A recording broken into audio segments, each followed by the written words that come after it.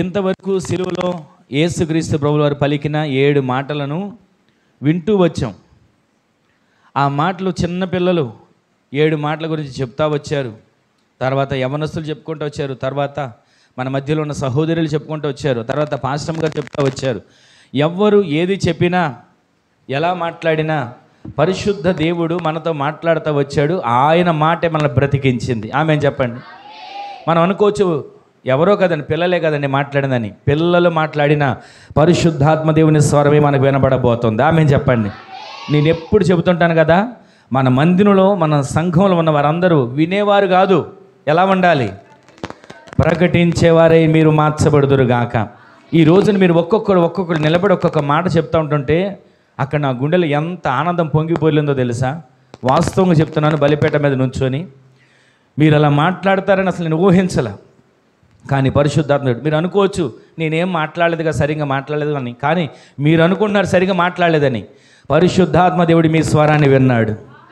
పరిశుద్ధాత్మ దేవుడు మిమ్మల్ని ఇంకా బలపరచబోతున్నాడు. మీరు ఇక్కడ మాత్రమే కాదు, మీకు ఎక్కడ అవకాశం దొరికిన భూదిగంతముల వరకు ఆయన వార్తని మోసుకుని వెళ్ళే అభిషేకాన్ని దేవుడు మీ మీద కుమ్మరించునుగాక. ఆమేన్. కొద్ది మాటలు మీకు జ్ఞాపకం చేస్తాను. యేసుక్రీస్తు ప్రభుల వారు పాపం చేశారని, నేరం చేశారని నేరారోపణలు ఆయన మీద ఆరోపిస్తూ వచ్చారు. పేతురు గారు ఒక మాట అంటాడు, అయ్యా నీ నోట ఏ కపటం లేదయ్యా, నీలో ఏ పాపం లేదయ్యా. ఎన్నో మాటలు ఉన్నాయి మీకు చూపించడానికి, ఇవన్నీ సమయం లేదు కనుక నేను రెఫరెన్స్లు మాత్రం చెప్తాను. మీరు బుక్లో రాసుకొని తర్వాత చదువుకోండి. పేతురు రాసిన మొదటి పత్రిక అపోస్తలుడైన పేతురు గారు రాసిన మొదటి పత్రిక 2వ అధ్యాయం 22వ వచనంలో రాయబడిన మాట. అక్కడ ఏమనుందంటే, ఆయన పాపము చేయలేదు. ఆమేన్ చెప్పండి. ఆ మాటలన్నీ మీరు ఒక చోట రాసుకోండి, చక్కగా ఇంటికి వెళ్ళే తర్వాత ధ్యానించండి. ఆయనలో ఏ పాపము లేదు, ఆయన నోట అందరూ ఆమేన్ చెప్పండి.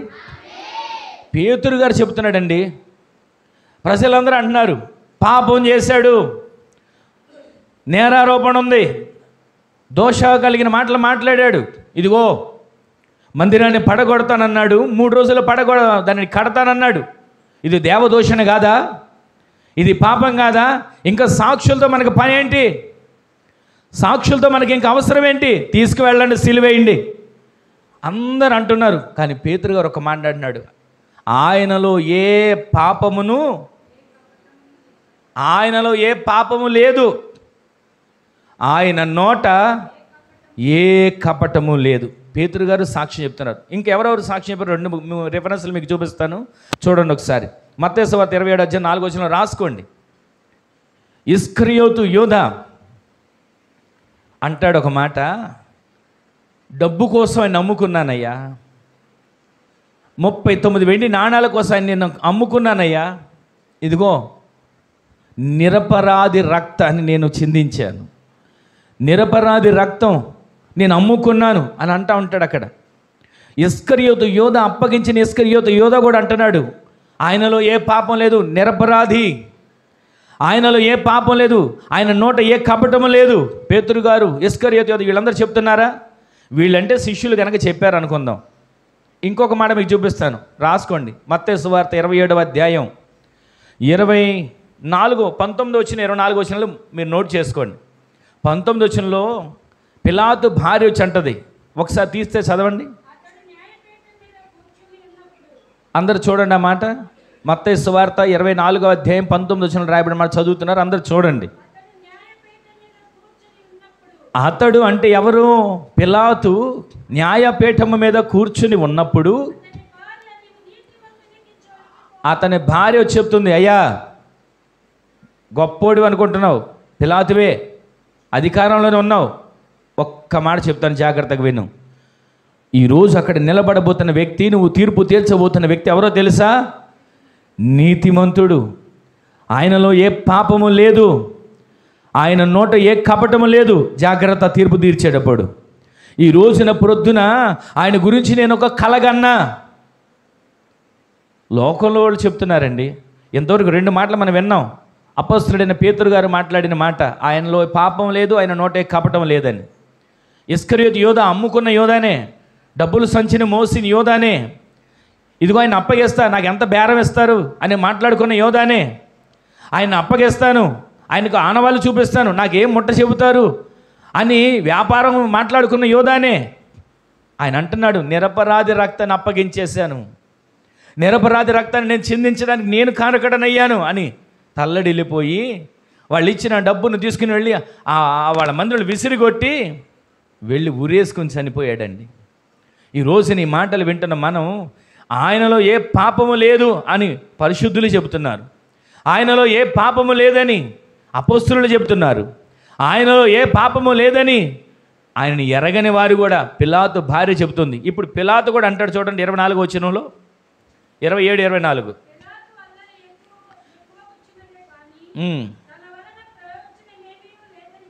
పిలాతు అక్కడ చూస్తున్నాడు, అల్లరంతా ఎక్కువైపోతుంది కానీ తనకి ఏమాత్రం ప్రయోజనం కనబడట్లేదని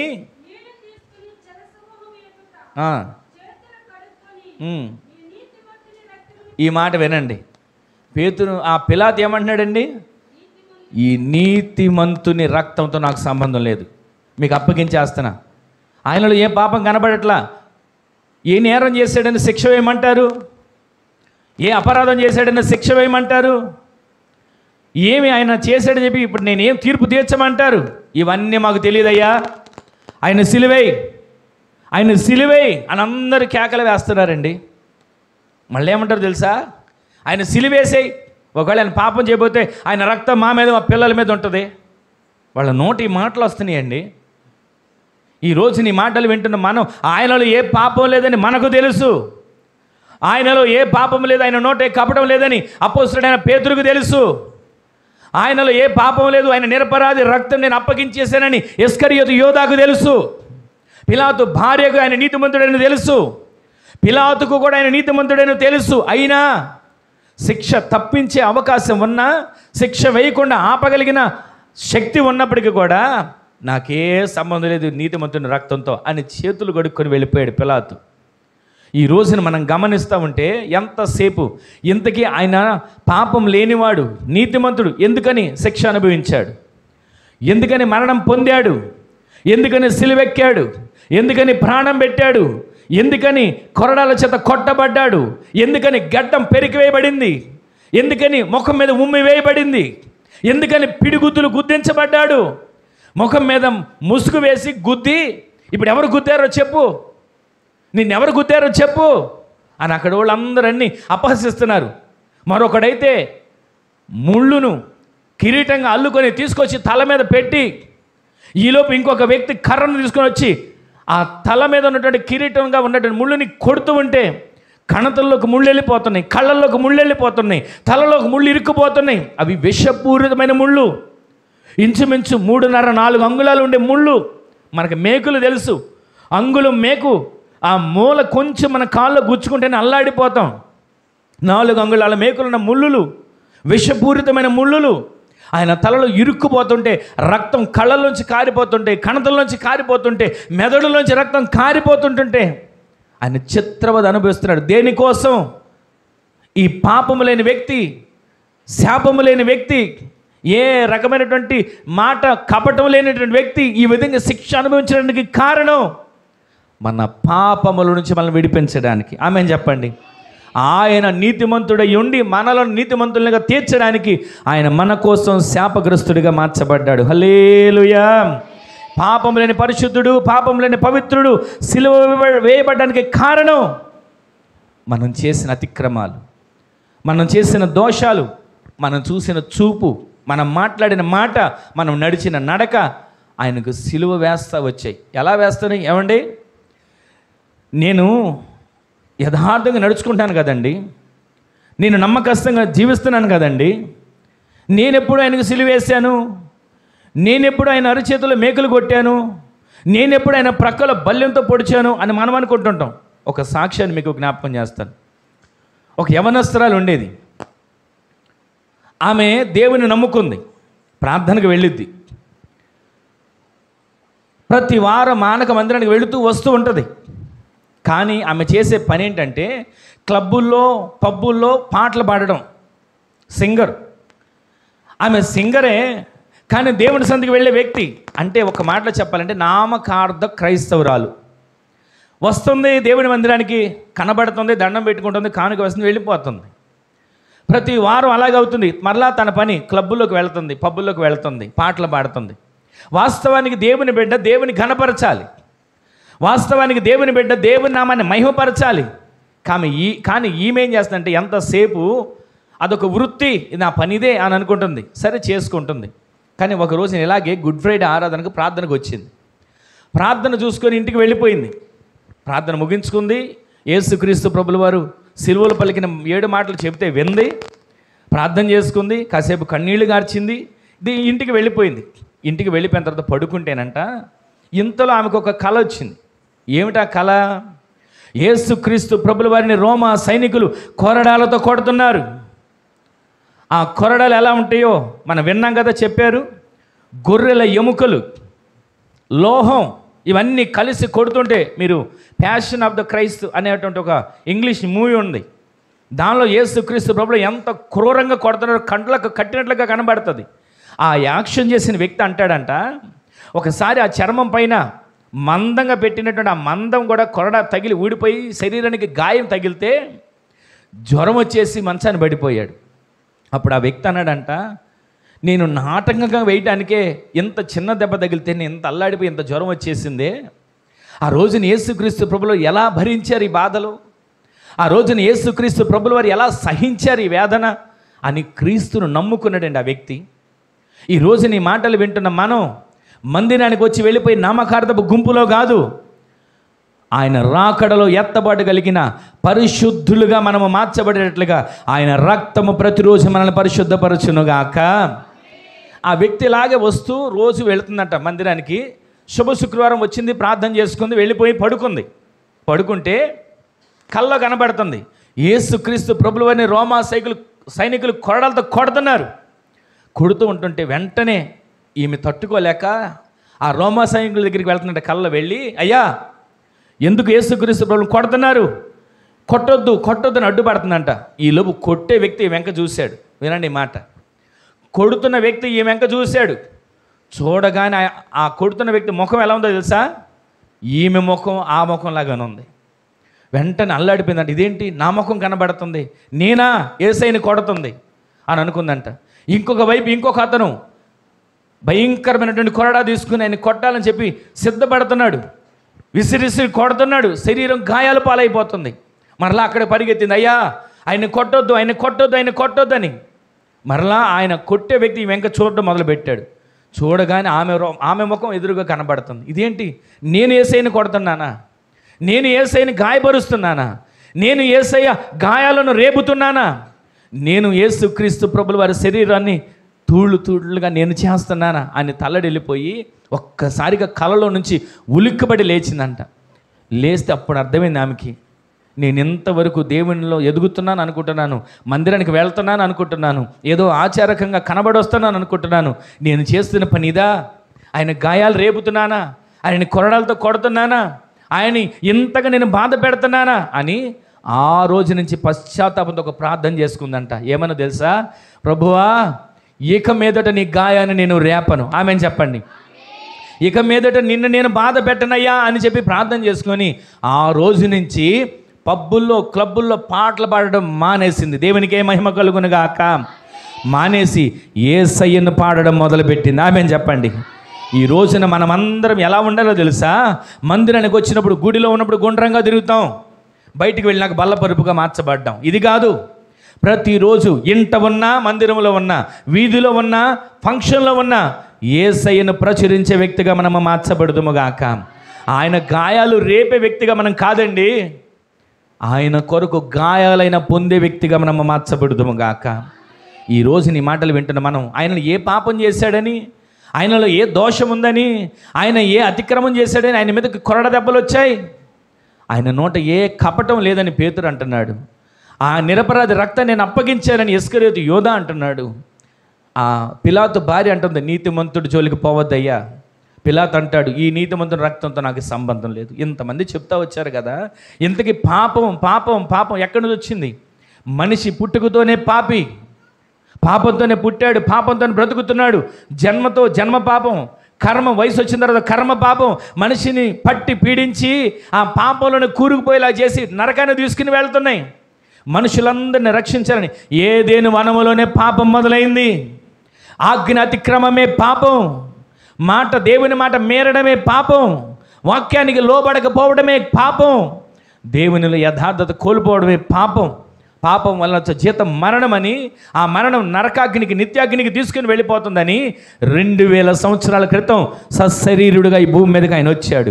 మనవలే ఆకలి అనుభవించాడు, మనవలే శరీర బాధను అనుభవించాడు, మనవలే దెబ్బలు తింటున్నప్పుడు ఆ శరీరంలో ఎంత బాధ ఉంటుందో అది అనుభవించాడు. అన్నీ అనుభవించి ఆయన మన కోసం ప్రాణం పెట్టింది దేనికో తెలుసా? మన ఆత్మలను నరకం నుంచి తప్పించి నిత్యత్వానికి మనల్ని నడిపించునుగాక. ఈ రోజున గుడ్ ఫ్రైడే అంటే 40 రోజులు దీక్ష కాదు. గుడ్ ఫ్రైడే అంటే కొద్దిసేపు కొన్ని గంటల దేవుని సన్నిధిలోకి వచ్చి ఏడ్చాం వెళ్ళిపోయాం, ఇది కాదు. గుడ్ ఫ్రైడే అంటే ఆయనను నిత్యము కూడా గాయాలు రేపకుండా ఆయనను సంతోషపెట్టే వ్యక్తులుగా మనము మార్చబడుదుము గాక. ఆయన మన కొరకు మరణించింది ఏదో కాసేపు వచ్చి మనం దండం పెట్టుకొని వెళ్ళిపోవడానికి కాదు, మన ఆత్మ రక్షించబడి నిత్యత్వంలో మనం కనబడడానికి. దేవునికే మహిమ కలుగును గాక. పరమగీతంలో ఒక మాట ఉంటుంది, నా ప్రియుడు ధవళవర్ణుడు. రెఫరెన్స్లు రాసుకోండి, 5వ అధ్యాయం 10వ వచనం. నా ప్రియుడు ధవళవర్ణుడు, నా ప్రియుడు రత్నవర్ణుడు, 10,000 మందిలో కూడా నేను నా ప్రియుని గుర్తిస్తాను. ఆమె చెప్పండి. అంతగా అందంగా ఉన్నట్టు ఆయన రూపం ఎలా పోయింది తెలుసా? యెషయా గ్రంథం 53వ అధ్యాయంలో సొగసైనను స్వరూపమైనను లేనివాడిగా మార్చబడిపోయాడు. ఆయన గుర్తుపట్టలేకపోయారు. ఏడి నా ప్రభు, ఏడి నా ప్రభు, ఏడి ఎక్కడున్నాడు నా ప్రభు అని ఎత్తుకుతూ ఉంటుంటే ఆయన గుర్తుపట్టలేకపోయే పరిస్థితిగా ఆయన ముఖం మార్చబడిపోయింది. ఈ రోజున ఈ మాటలు వింటున్న మనం ధవళవర్ణుడు, రత్నవర్ణుడు, 10,000 మందిలో అతి కాంక్షణుడైనటువంటి ప్రభు, ఎంతమందిలో గుర్తించదగినటువంటి ప్రభువుని వికారంగా రూపం అయిపోయింది. స్వరూపమైన సొగసైన లేకుండా మార్చబడింది. దేనికి? మన అతిక్రమములన్నిటిని తుడిచివేయడానికి. మన పాప దోష శిక్ష అంతా ఆయన మీద వేసుకున్నాడు. ఇందాక చెప్పారు కదా, ఏలీ ఏలీ లమా సబక్తాని ఆయన ఒక్క మాట, నా దేవా నా దేవా నన్నెందుకు చెయ్యి విడిచావు, నన్నెందుకు చెయ్యి విడిచావు. ఒక మాట చెప్పనా? పాపంలో ఉన్న వ్యక్తిని దేవుడు పట్టుకోడు.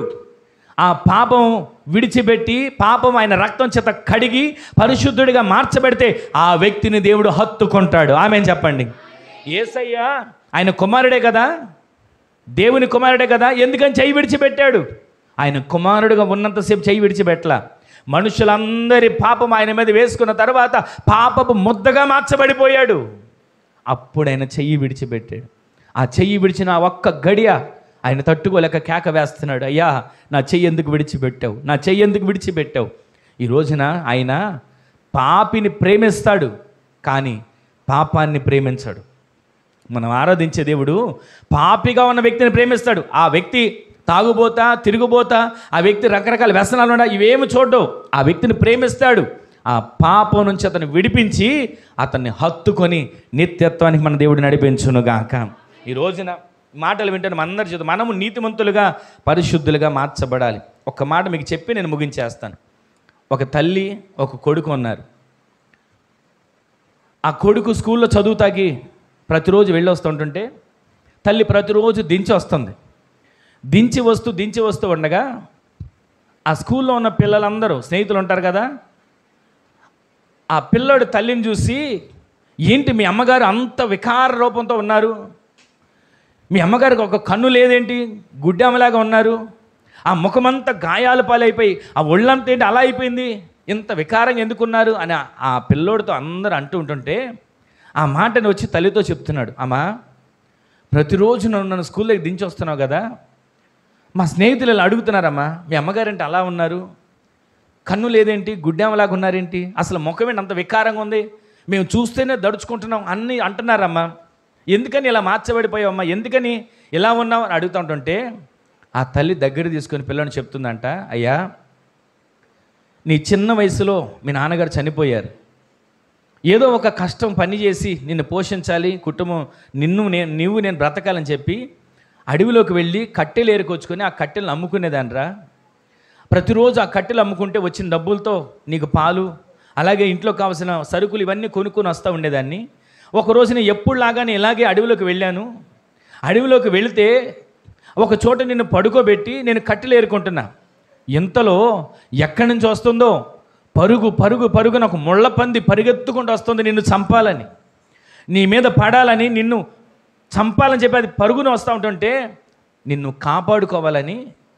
దీనికి ముందు మీకు ఒక మాట చెప్పడం మర్చిపోయాను. ఈ మాట చెప్పే ముందంట తన తల్లి టంగుపెట్టిలో దాచినటువంటి ఒక ఫోటో తీసి పిల్లోడికి ఇచ్చిందంట.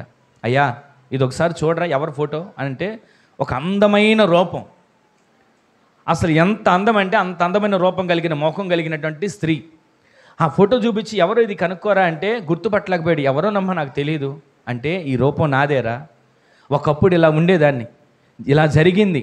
ఒకరోజు నిన్ను కాపాడుకోవడానికి ముళ్ళపంది పరుగు పరుగున వస్తూ ఉంటుంటే ఆ ముళ్ళపందికి ఎదురుకు వెళితే నా అందం పాడైపోద్దని తెలుసు, ఆ ముళ్ళపందికి ఎదురుకు వెళితే నాకు ఏ అవయవమైన పోతుందని తెలుసు, ఆ ముళ్ళపందితో నేను పోరాడలేను, దాని ముళ్ళు గుచ్చుకుంటే గాయమైపోతాను అని తెలుసు. అయినా నిన్ను కాపాడుకోవడానికి కట్టెలు ఏరుకుంటాను నేను, పరుగు పరుగున వచ్చి దానితో పోరాడితే ఆ సమయంలో నాకు కన్ను పోయిందిరా, ఆ సమయంలో నా ఒళ్ళంతా గాయాల పాలైపోయిందిరా, ఆ సమయంలో ఎక్కడ చూసినా సరే గాయాలే, చేతికి గాయాలే, దేహానికి గాయాలే, వీపుకు గాయాలే, ఒంటి నిండా గాయాలే. కానీ ఈ గాయాల మధ్యలో కూడా నాకు ఒక ఆనందం ఏంటో తెలుసా, నిన్ను కాపాడుకున్నా, నిన్ను నేను కాపాడుకున్నాను రా, అదే నాకు ఆనందం అని ఆ మాట చెప్పగానే బిడ్డ ఏడుస్తూ తల్లిని కౌగిలించుకొని కన్నీరు మున్నీరికి వెళ్ళిపేస్తున్నాడండి. ఈ రోజున ఒక మాట చెప్పనా, మనం ఆరాధించే దేవుడు మనల్ని కాపాడడానికి, మనం ఆరాధించే దేవుడు మనల్ని రక్షించడానికి. ఆయన పట్టు వస్త్రాలు కోరుకోలేదండి, ఆయన బంగారు కిరీటం కోరుకోలేదండి, ఆయన విలువైనది మన దగ్గర నుంచి ఏది కోరుకోలా. మన ఆత్మను రక్షించడానికి మన కోసం ఆయనే దిగి వచ్చి ప్రాణం పెట్టాడు. ఈ గుడ్ ఫ్రైడే అంటే ఇదేదో ఆచారంగా కాదు, 40 రోజులు భక్తి చేసుకొని 41 రోజుల నుంచి ఇష్టం వచ్చినట్లుగా బ్రతకడం అని కాదు. జీవితాంతం మనం భక్తి చేసేవారిగా మార్చబడుదుము గాక. కష్టాలు వచ్చినప్పుడు, కన్నీళ్ళు వచ్చినప్పుడు ప్రార్థన కాదండి, ప్రతిరోజు మన ఆత్మ రక్షించుకునేటట్లుగా ప్రార్థనాత్మ కలిగి జీవించేవారిగా మనము మార్చబడుదుము గాక. గుడ్ ఫ్రైడే ఆరాధన కొరకు ఎన్నో మాటలు నేను సిద్ధపరుచుకున్నా, ఒక రోజంతా ఇక్కడ కూర్చొని మందిరంలో రాసుకున్నాను, ఒక్కొక్క మాట ధ్యానించుకొని. కానీ నా ఆనందం ఏంటో తెలుసా, నేను చెప్పడం కన్నా మీరందరూ నిలబడి చెప్పారు చూసారా, నా హృదయం ఉప్పొంగిపోయింది. అసలు మేమెవరు, మా బ్రతుకెంత, దేవుడిచ్చిన ఈ పరిచర్యలో ఇదిగో ఈ విధంగా మీరు పెంచబడుతూ మీరు ఈ విధంగా ఆయన గురించి ప్రకటించారు చూసారా, అది చాలు మా జీవితానికి. ప్రతిరోజు కూడా మాకు ఉన్నటువంటి ఆనందం ఏంటో తెలుసా, మీరు ఆత్మలు ఎదుగుతుంటే, మీరు ఆత్మలో వర్ధిల్లుతూ ఉంటే బహుగా సంతోషించి గుంపులో మొదట మేము ఉంటాం. ప్రతిరోజు మీ కుటుంబాల కొరకు, మీ ఆత్మీయ జీవితం కొరకు మీరు అలా ప్రకటించాలని ప్రతిరోజు ఏడ్చి కన్నీరుతో చేసిన ప్రార్థన దేవుడు ఆలకించాడు. ఒక్కొక్కరు మాట్లాడుతుంటే నిజంగా నా కళ్ళలో నీళ్ళు ఆగలేదు ఇందాకడ. ఈరోజు ఎందుకని ఈ మాటలు మీకు జ్ఞాపకం చేస్తాను తెలుసా, ఆయన మన కోసం ప్రాణం పెట్టాడు. మనమందరం ఆయన శరీరంలో అవయవాలు, మనం ఎవరు ఒకరు ఎక్కువ ఒకరు తక్కువ కాదు. నేను ఎప్పుడు చెబుతుంటా, మనం ఎవరు ఒకరు ఎక్కువ ఒకరు తక్కువ అని ఎప్పుడు అనుకోవద్దు. కులం ఏదైనా కావచ్చు, పరిస్థితులు ఏదైనా కావచ్చు, డబ్బు ఉండొచ్చు లేకపోవచ్చు, కానీ మనందరం క్రీస్తు శరీరంలో అవయవాలుగా మనం మార్చబడి ఉన్నాం. ఆమేన్ చెప్పండి. మనందరం ఒకటే. ఈ రోజున ఆయనను ప్రకటించే వారిగా మార్చబడ్డాం. ఒకే ఒక్క మాట మీకు చెప్తున్నాను కదా, ఆయనలో ఏ పాపం లేదు, ఆయనలో ఏ కపటం లేదు, కానీ ఆయన మన కోసం ప్రాణం పెట్టాడు. ఆయన మన దగ్గర వెండి కోరుకోట్ల, బంగారం కోరుకోట్ల, విలువైన కిరీటం కోరుకోట్ల, పట్టు వస్త్రాలు కోరుకోట్ల, ఆస్తిపాస్తులు కోరుకోట్ల, నీ ఆస్తులు వాటేమని అడగట్లా. నీ ఆత్మ కాపాడబడేట్లుగా పరిశుద్ధుడిగా జీవించమంటున్నాడు. ఆయన పరిశుద్ధుడు గనుక మనము పరిశుద్ధులుగా జీవించుదుము గాక. అందుకే ఆయన సిలువకి ఎక్కాడు మనల్ని నిత్యత్వాన్ని నడిపించడానికి. రేపు వచ్చే ఆదివారం ఈస్టర్ పండుగ రోజున మరిన్ని కొన్ని మాటలు విందాం. దేవుడి మాటలన్నీ మన వినికిడిలో ఆశీర్వదించును గాక. అందరూ లేచి నిలబడండి, ఒక చిన్న ప్రార్థన చేసుకుని ముగించుకుందాం. అందరూ కూడా లేచి నిలబడండి, ఒక చిన్న ప్రార్థన చేసుకుందాం. దేవానికి వందనాలు వందనాలు వందనాలు వందనాలు తండ్రి, ఇంతవరకు కూడా నీ సజీవమైన రెక్కల నీళ్ళలో కాచి కాపాడి భద్రపరిచిన వాడ, ఈ శుభ శుక్రవారం ఈ విధంగా నీ సన్నిధిలో మేము కొంత సమయం ఈ విధంగా గడపడానికి కృప చూపించారు. ఆశ్చర్యకరుడా, మీ ఆశ్చర్యమైన కార్యాలన్నింటిని బట్టి నిన్ను స్తుతించు తలపోచుకుంటున్నాం తండ్రి. కృప చూపించమని వేడుకుంటున్నాం. ఒక్క క్షణం ఎవరికి వారే ఒక చిన్న తీర్మానంతో మా పాపములను క్షమించబడాలి, మా అతిక్రమములు మన్నించబడాలి, మేము దేవునికి ఇంపైన హోమముగా మార్చబడాలి. ఒక్క క్షణం ఒక చిన్న ప్రార్థన చేసుకోండి. ఆయనలో ఏ పాపము లేదు, ఆయన నోటే కపటము లేదు, సొగసైనను స్వరూపమైనను లేనివాడిగా ఆయన మార్చబడ్డాడు. పేతురు అంటున్నాడు, అయ్యా ఆయన ఏ పాపం చేయలేదయ్యా, ఆయన నోటే కపటం లేదు. అప్పగించిన ఇస్కరియోతు యోధ అంటున్నాడు, నీతిమంతుని రక్తాన్ని నేను అప్పగించేశాను. పిలాతు భార్య, నీతిమంతుని జోలికి పోవద్దు. ఈరోజు పొద్దున్న ఆయన గురించి నేను ఒక కలగా అన్నాను. పిలాతు అంటున్నాడు, విడుదల చేయడానికి అవకాశం ఉన్న పిలాతు, మీకు అప్పగించేస్తాను, ఏం చేసుకుంటారో చేసుకోండి. ఈ నీతిమంతుని ఈ రక్తంలో నాకు ఏమాత్రం సంబంధం లేదు అని చేతులు గడుక్కున్నాడు. ఈ రోజున ఒక్క క్షణం ఒక చిన్న తీర్మానంతో ప్రార్థన చేసుకోండి. ఒక చిన్న తీర్మానంతో ప్రార్థన చేసుకోండి. ఆ కొడుకు కోసం తల్లి ఆ అడవి జంతువుతో ఎలా పోరాడి తన శరీరం గాయాల పాలైపోయినా తన కొడుకు రక్షించబడాలని కోరుకుందో, ఈ లోకపు తల్లే అంతగా బిడ్డను ప్రేమిస్తే పరలోకపు తండ్రి మనల్ని ఇంకెంతగా ప్రేమిస్తాడు. ఒక్క క్షణం చేసుకోండి, ప్రార్థన చేసుకోండి. ఒక్క క్షణం ప్రార్థన చేసుకోండి, ఒక క్షణం వేడుకోండి, ఒక క్షణం వేడుకోండి. ఒక చిన్న ప్రార్థన చేసుకోండి. అయ్యా, నేను నీ గాయాలు రేపేవానిగా కాదయ్యా, నీ గాయాలు రేపేవానిగా కాదయ్యా, నిత్యము నీ సన్నిధిలో నేను ఉంటాను, నిత్యము నీతో నేను జీవిస్తాను. నామకార్థపు భక్తి కాదు, మందిరానికి వచ్చి కనబడి వెళ్ళిపోయేవానిగా కాదయ్యా, నిన్ను గూర్చి పాడతాను, నిన్ను గూర్చి ప్రకటిస్తాను, నిన్ను గూర్చి నేను నిత్యము కూడా కొనియాడతానంటే ఒక్క క్షణం. నేరము చేయని నీవు ఈ ఘోర పాపి కొరకు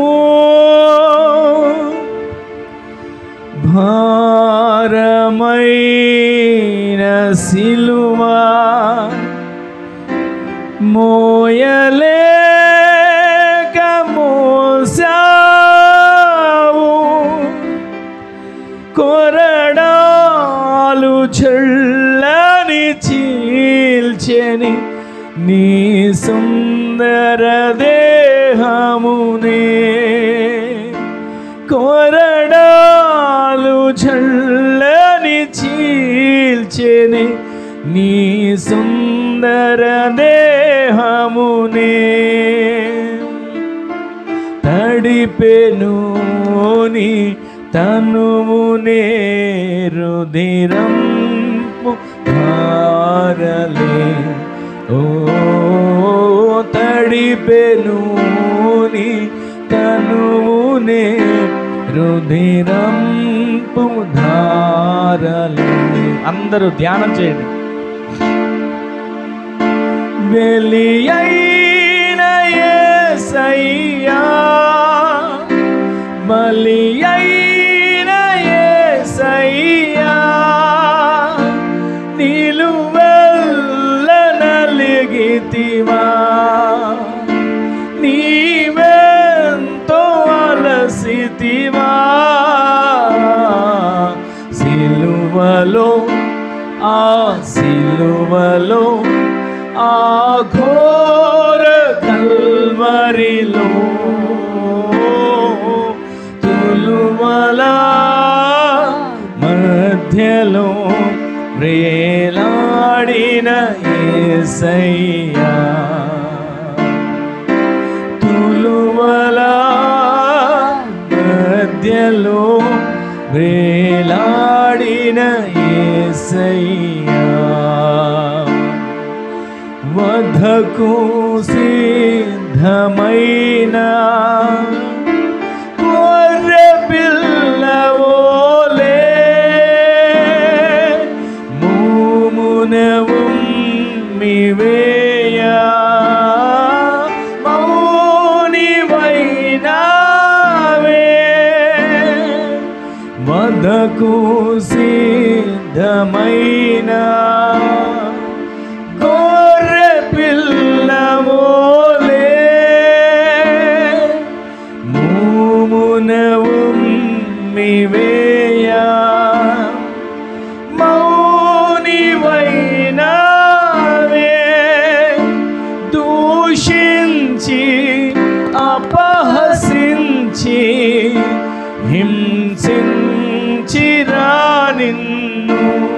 యేసయ్యా దూషించి అపహసించి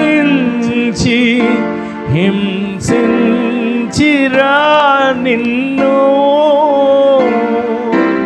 ఊహకు అందదు నీ త్యాగమేసయ్యా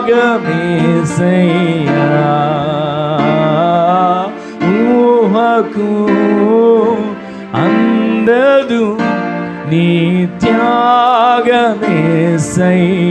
అందరం కలిసి పాడదాం. వెలియైన యేసయ్యా బలియైన యేసయ్యా నిలువెల్ల నలిగితివా నీవెంతో అలసితివా సిలువలో ఆ సిలువలో ఆ ఘోర కల్వరిలో తులువల మధ్యలో వ్రేలాడిన యేసయ్యా తులువల మధ్యలో వ్రేలాడిన యేసయ్యా నాదు పాపమే నిన్ను సిలువకు గురి చేసే నాదు దోషమే నిన్ను అణువణువున హింసించే నీవు కార్చిన రక్తధారలే నా రక్షణాధారం యేసయ్యా నీవు కార్చిన రక్తధారలే నా రక్షణాధారం సిలువను చేరెదను విరిగిన హృదయముతో. అందరం కలిసి పాడదామా. సిలువను చేరెదను విరిగిన హృదయముతో. వెలియైన యేసయ్యా వెలియైన యేసయ్యా బలియైన యేసయ్యా నిలువెల్ల నలిగితివా నీవెంతో అలసితివా సిలువలో ఆ సిలువలో ఆ ఘోర కల్వరిలో తులువల మధ్యలో వ్రేలాడిన యేసయ్యా తులువల మధ్యలో వ్రేలాడిన యేసయ్యా తులువల మధ్యలో వ్రేలాడిన యేసయ్యా తులువల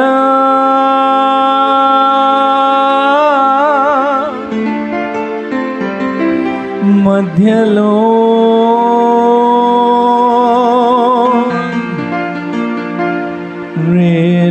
వ్రేలాడిన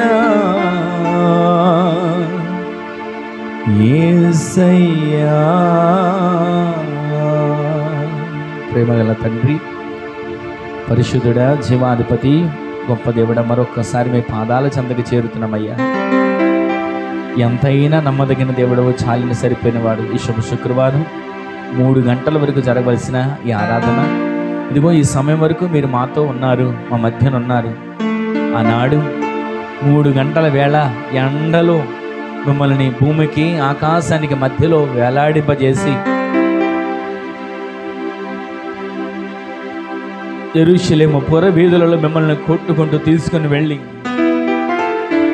కపాలమనబడిన గోలుగతా స్థలములు మిమ్మల్ని సిలువ వేసి ఏదో సాధించమనుకున్నారయ్యా, కానీ మీ శిలువ ద్వారా తెర నడిమికి చిన్నగలిగింది, పాపికి మోక్షం దొరికింది, నీ రక్తం ఒక్కొక్కరిని కడుగుతుంది, నిత్యత్వానికి వారసులుగా మారుస్తుందని వారు గుర్తించలేకపోయారు. కానీ దాని ద్వారా మేమందరం కూడా ఇప్పుడు నీ రాజ్యానికి వారసులుగా మార్చబడడానికి మీరు అవకాశాన్ని కలుగు చేశారు.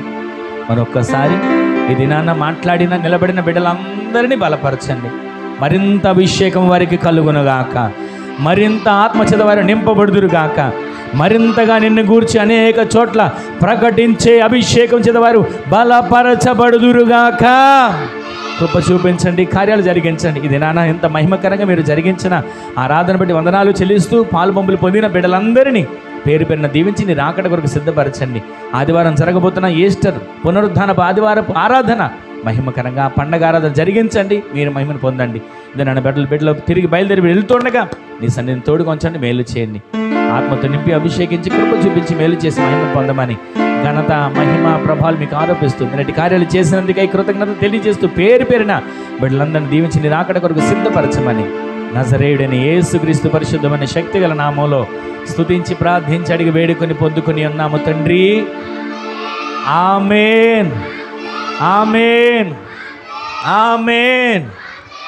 మన తండ్రి అయిన దేవుని యొక్క ప్రేమ, కుమారుడును ప్రభువైన యేసుక్రీస్తు వారి యొక్క కృప, మహా కనికరం, పరిశుద్ధాత్మ దేవుని యొక్క అన్యోన్య సహవాసమైన సన్నిధి ఇప్పుడును ఎల్లప్పుడూ మనకును మనవలె ప్రార్థించే సకల పరిశుద్ధులకును సన్నిధిలో చేరివచ్చిన కూడిన ప్రతి ఒక్క బిడ్డలకును వారి కుటుంబాలకును కృపా సమాధానములు సదాకాలం సమృద్ధిగా తోడయ్యుండి నడిపించునుగాక. ఆమేన్. హల్లెలూయా, హల్లెలూయా, హల్లెలూయా. అందరికీ పేరు పేరున వందనాలండి. బయట ఉన్న వారికి, లోపల ఉన్న మీ అందరికీ హృదయపూర్వకమైన వందనాలు.